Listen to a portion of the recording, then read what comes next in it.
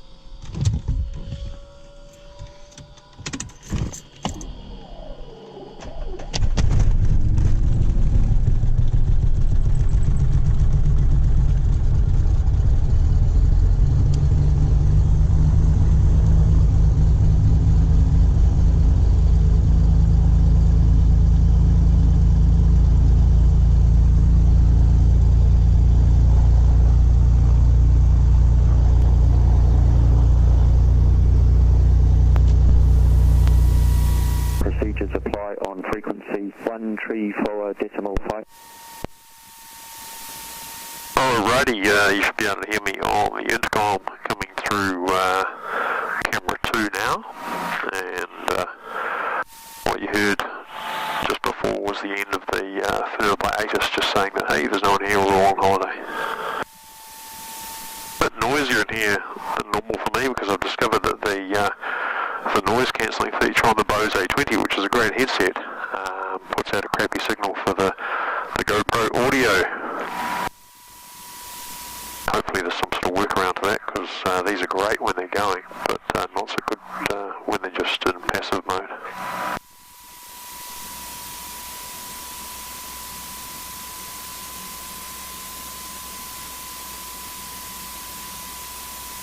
And I just got a little message from my GPS reminding me that the data is not present. That's because the data card that I took home to update was still in my wallet, so I'll need to reset the GPS.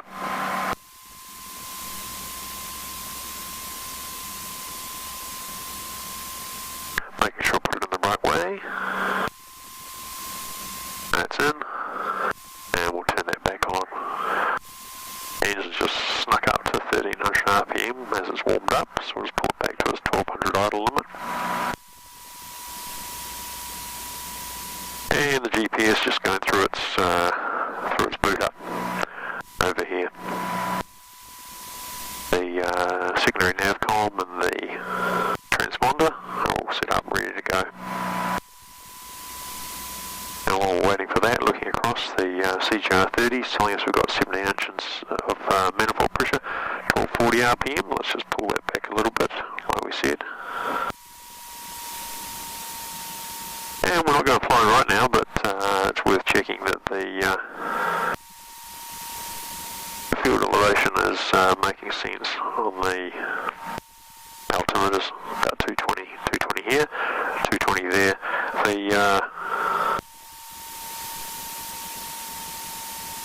The Garmin G5 there has its own altimeter and airspeed indicator, although it is fed off the same pedostatic sources as the pressure-powered airspeed indicator and altimeter here. Okay, the GPS is coming to life. We've got 3 satellites and looking for a 4th to give us a nice 3-dimensional fix. And when that happens, the little integration warning will go away. We'll get a good GPS signal over here on the G5, which it uses for attitude reference. There we go. North Base, Tango Golf Foxtrot, radio check. Radio 35. Tango Golf Foxtrot.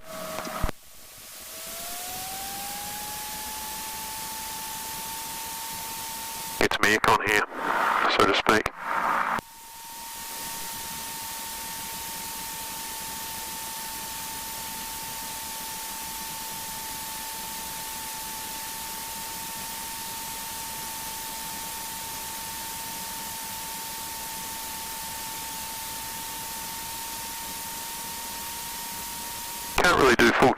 here because there's not enough room to turn properly, but we can have at least a bit of a look. The nozzle steering's working to the right.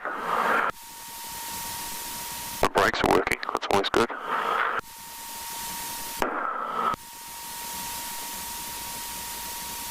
Turning left, the compass is operating the correct sense. The standby compass is aligned to the gyro compass. We've got a navigation flag on there, that's because there's no navigation reference being fed to the unit. It's on GPS mode and there's no track set over here in the GPS.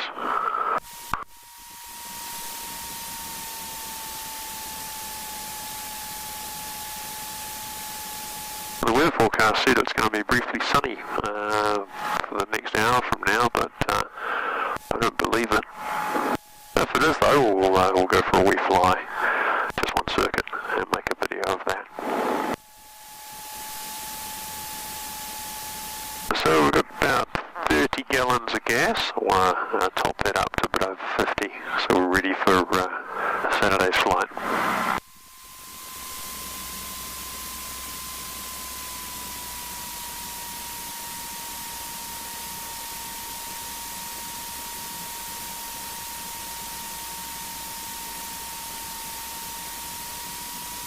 You can feel the controls moving around a little bit in the wind. The wind's behind us, so the correct thing to do is to pull back on the control columns. Any wind hitting the elevators is going to put weight on the nose wheel rather than try and lift us off the ground. Well, it's not super windy. There's maybe 10-15 knots. A little bit more forecast for later.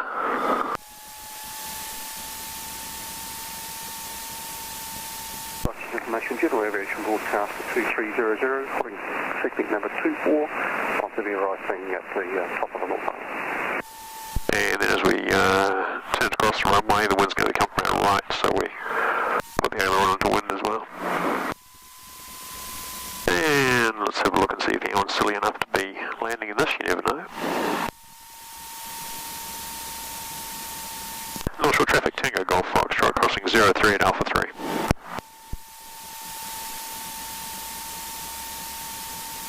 And even though this is usually a busy airfield, it's uncontrolled, so my calls are not to a control tower, they're to traffic. And by traffic I mean exactly that, anyone else who's flying around, or taxiing around in my case. Now it's all downhill to the fuel pump, so we'll full throttle back, and get there on idle. It doesn't take to idle the engine too long, because the spark plugs tend to get gunked up. But it's only a minute or so, so it should be okay. And the other thing we've done to help out with that is the mixture control, the red one there, is back from maximum. I've leaned it back, so there's not quite that much unburnt fuel going through the spark plugs. Not a busy day here at the North Shore Aero Club. Very empty apron. I see the hangar doors are open, so maybe someone's thinking of going flying. They might have seen that same gap in the forecast that I did.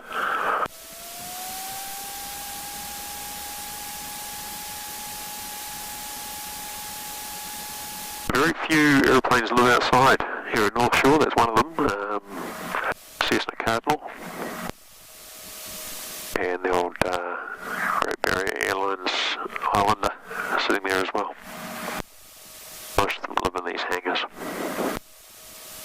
And here we are at the fuel pumps. Being very, very careful with my left wingtip is well clear of the pump and the ladder. And sometimes there's helicopters parked here too, so you need to watch out for those. You can see the H's over there. At the moment it's just us and a couple of brave sparrows.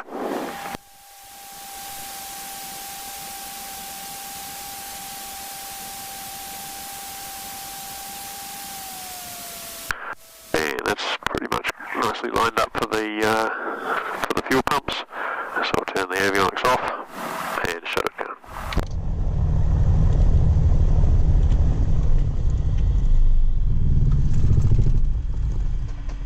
Prop stop, ignition's off, rotating beacon off, that's off, keys out.